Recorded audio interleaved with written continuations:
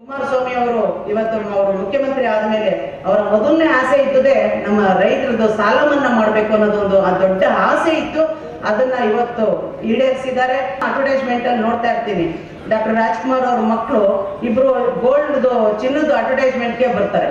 ಶಿವರಾಜ್ ಕುಮಾರ್ ಹೇಳ್ತಾರೆ ಚಿನ್ನ ಕೊಂಡ್ಕೊಳ್ಳಿ ಅಂತ, ತಮ್ಮ ಹೇಳ್ತಾರೆ ಚಿನ್ನ ಮಾರ್ಬಿಡಿ ತಡ ಇಡಿ ಅಂತ ಅಂದ್ಬಿಟ್ಟು ಹಲವಾರು ಕಾರ್ಯಕ್ರಮಗಳಿಗೆ ರೇವಣ್ಣ ಅವ್ರ ಜೊತೆ ನಾನು ಕಳೆದ ಹಿಂದಿನ ದಿನಗಳಲ್ಲೆಲ್ಲ ಹೋಗಿದ್ದೀನಿ.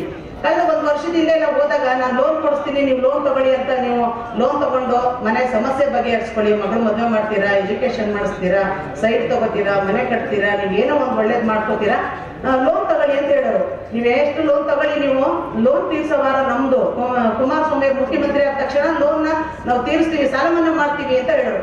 ಇವತ್ತು ಅಣ್ಣ ಒಂದ್ ಕಡೆಯಿಂದ ಸಾಲ ಕೊಡ್ಸ್ಕೊ ಬರ್ತಾರೆ, ತಮ್ಮ ಒಂದ್ ಕಡೆಯಿಂದ ಸಾಲ ಮನ್ನಾ ಮಾಡ್ಕೊಂಡ್ ಬರ್ತಾ ಇದ್ದಾರೆ. ಇವತ್ತು ಇದಕ್ಕೆಲ್ಲ ಎಲ್ಲರ ಸಹಕಾರ, ದೇವೇಗೌಡರ ಆಶೀರ್ವಾದ, ದೇವರ ಆಶೀರ್ವಾದ ಎಲ್ಲ ನಮ್ಮ ಇಡೀ ಹಾಸನ ಜಿಲ್ಲೆನೇ